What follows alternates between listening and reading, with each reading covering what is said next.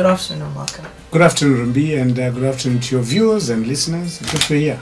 As always, it's good to have you here, and we appreciate your insights and your input every time we have you on the show.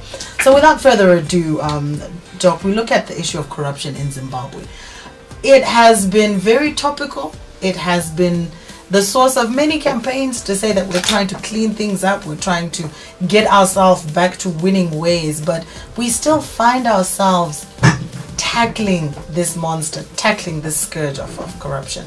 How do you find Zimbabwe's progress going forward, and what are some of the impediments, really, or hindrances that have kept us scoring at 22 out of 100 in terms of the corruption index as put forward by Transparency International?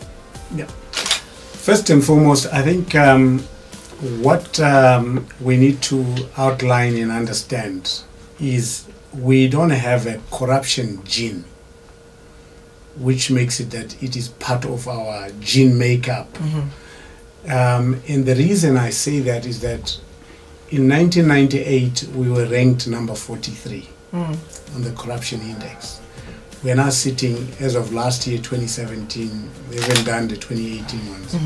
We were number 157 out of 176 countries. So it shows that we can fix the corruption. So it's not like we are inherently incapable or disabled to deal with corruption. So that's one thing that has to be understood. This thing can be dealt with. On the next level is that our corruption is systemic now. So it's no longer just something that you go and say, look, let's do 1, 2, 3 things will be done. It's systemic. Some of us who are dealing with philanthropic work, with government,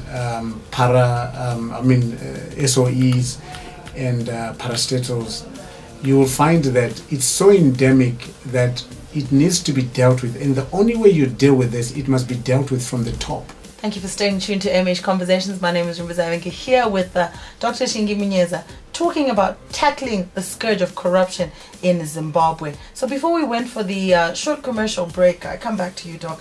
You were talking about how the issue of corruption or being corrupt is not something inherent within us. At one point, we were actually doing very well in terms of these rankings, and now we sit at number 156 out of 156 out of 176. 157 out of 176. These are scary statistics. Please continue, Doc.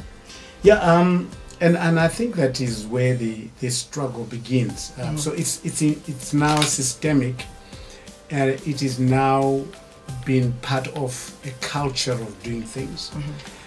But like I said, it's not like a gene that is now a genetic problem. It can be dealt with because everyone wants a change in this. Maybe not everyone, but the critical mass of Zimbabweans, they know that this has been the single biggest impoverishment of people. When you look at across the strata, whether it is service delivery at a local council level, at the right at the top, where treasury bills have been used to plunder the economy, and so on, and at the end you say, if we stopped doing this, so it has got to start at the top. So yes, now let's go back to the new dispensation. Absolutely. So they start and they say, look, we're going to deal with the criminals around the president who have looted the economy. I just see this, and many people have commented on this. This is like a catch and release. There has not been any substantive process and progress that has shown that indeed the new leadership wants to deal with corruption at its core level.